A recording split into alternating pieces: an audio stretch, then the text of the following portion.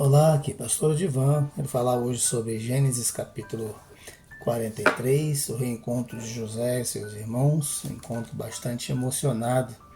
Vamos ver algumas partes desse capítulo, né? José reencontra os seus irmãos, aqueles que o haviam vendido como escravo. Ele hoje é o Senhor praticamente de toda a terra, né? E a vida deles e a vida de toda a população naquele tempo dependeu da, de José, do que ele estava fazendo lá no Egito. Ora, ele que foi vendido por apenas 20 moedas de prata, quanto estava valendo agora?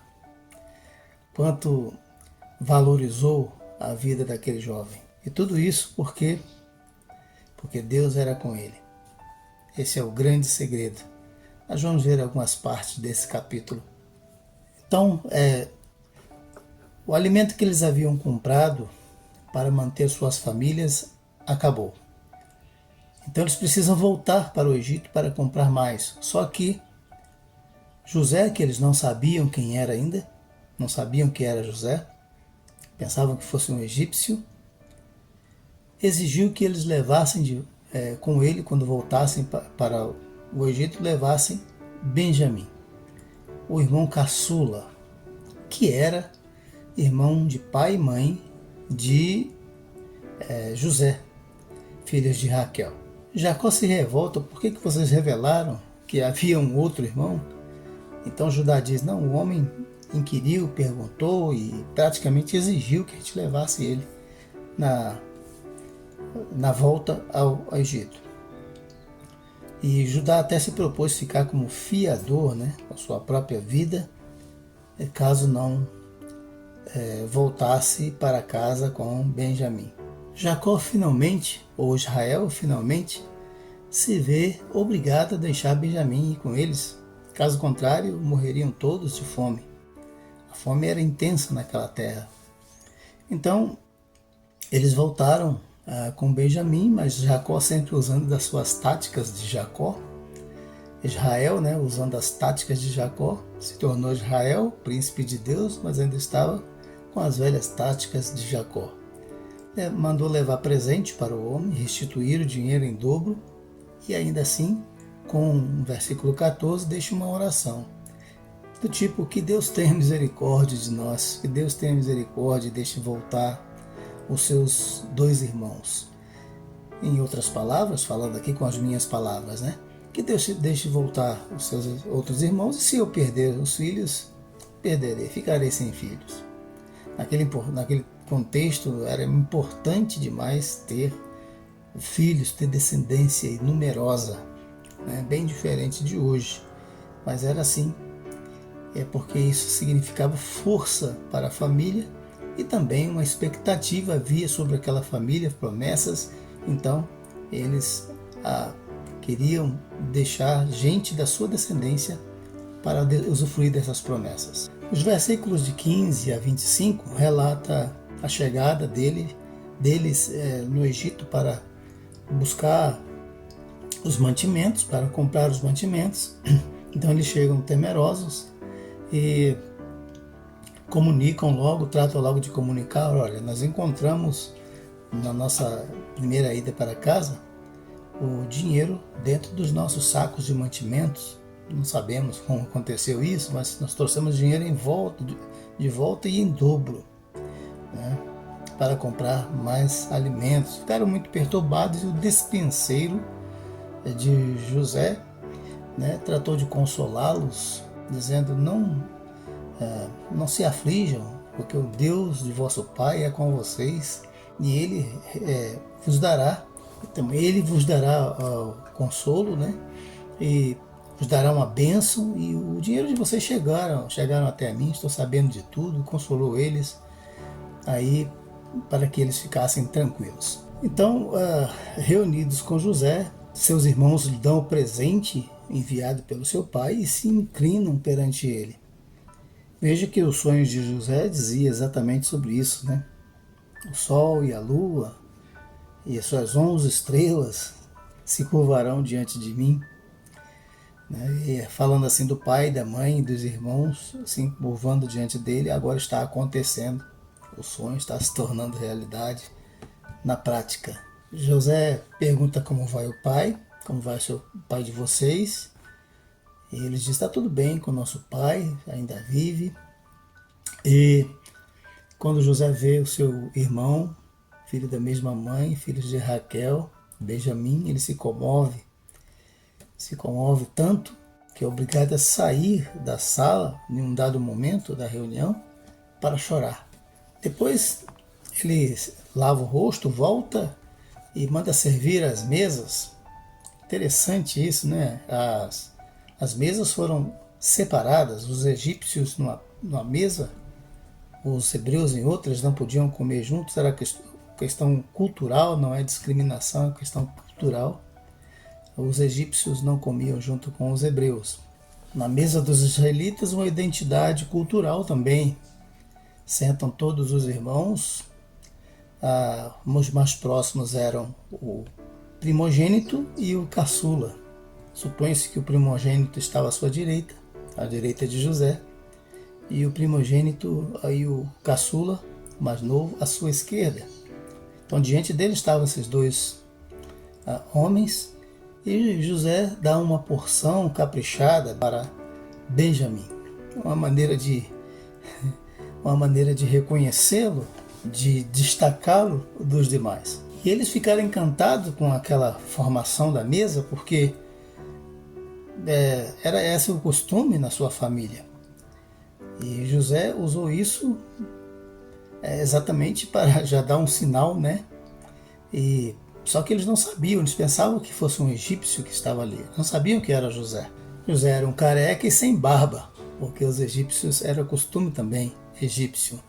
Então eles não reconheceram a José. E o tempo passou, mudou bastante, né, a fisionomia deles. Então Benjamim ganhou a porção 5 vezes mais, né? Fico pensando nesse quadro mais novo, comer 5 vezes mais, ter essa disposição. Mas aquele banquete foi um banquete bastante emocionante para eles, né? Um reencontro parcial, porque não sabiam ainda o que estava acontecendo, ainda havia muita dúvida. Identificavam algumas coisas que traziam lembranças, mas não sabiam o que estava por vir. Então Jacó, ou Israel e seus filhos não sabiam quanto tempo a fome iria durar. E José havia estabelecido a condição de Simeão ficar preso, uma espécie de refém, né? Até que eles voltassem com Benjamim. Então Jacó espera até o último momento acabar todos os cereais para mandar de volta, e assim contra a própria vontade, né? Porque não teve outro jeito. Eu fico pensando, se tivesse outro jeito, Simeão ficaria preso lá eternamente, porque Jacó não estava disposto a enviar Benjamim com eles, perder mais um filho. Então, Jacó estava mesmo disposto a sacrificar o Simeão pela vida de Benjamim, ficar com Benjamim. Então ele teve que ficar com Benjamim até não ver outra solução, senão deixá-lo ir. Se caso contrário, se insistisse, todos eles morreriam, inclusive Benjamim. Ninguém acabaria a família, porque a fome era grande na terra. Um comentarista chamado Kidner diz que Jacó teve de perder Benjamim para poder ganhá-lo. Ou seja, entregar, deixar ele partir para poder salvar a vida dele e a vida de toda a família. Então nós vemos que Israel continua com as velhas táticas de Jacó, o suplantador. Ele envia presente para o homem e o dinheiro em dobro para pagar, devolve, né, o dinheiro e manda dinheiro para comprar outros mantimentos, os presentes, né, táticas de Jacó. E ainda com uma oração: o Deus Todo-Poderoso vos dê misericórdia. E essa talvez seja a grande ação, a grande declaração de fé, a grande trunfo de Jacó foi esse: sempre colocar Deus diante de uma situação, diante de uma dificuldade. Buscar a Deus. Essa foi a grande diferença, por exemplo, entre ele e Esaú, seu irmão, né? Ele sempre foi mais temente a Deus, e isso faz toda a diferença na vida da gente, apesar de Jacó, apesar do suplantador, que muita gente acha que era um enganador. Eu acho diferente, mas esse é outro assunto. De qualquer forma, ele era mesmo um suplantador, isso é verdade. Também essa estratégia de levar um presente para alguém, para alguma autoridade, era comum entre eles, né? Jessé também mandou Davi levar presentes para Saul, e também mandou levar presentes para os comandantes das tropas para que permitissem Davi ver seus irmãos e trazer notícias, levar notícia deles. 1 Samuel capítulo 17, né? Então os irmãos de José ficaram preocupados, estavam vivendo uma trama desconhecida, não sabiam o que era, e ficaram perturbados, e o dispenseiro de José consolou-os. Com certeza ele, convivendo com José, aprendeu também a ser consolador, como José era consolador dos aflitos. Lembra do quadro que José consola os homens, o padeiro e o copeiro? Aquele homem deve ter aprendido com José a ser também consolador dos aflitos, das pessoas perturbadas. E agora, aqueles que deveriam ser consoladores, povo de Israel, que deveria consolar o mundo, porque aquele povo que tem as promessas de Deus, que tem a presença de Deus, está sendo consolado por um estranho, por de um outro povo que aprendeu com alguém, né, algum israelita, ser um consolador, e consola aqueles que deveriam ser consoladores, aqueles que deveriam consolar os outros. Recebem consolo de um estranho.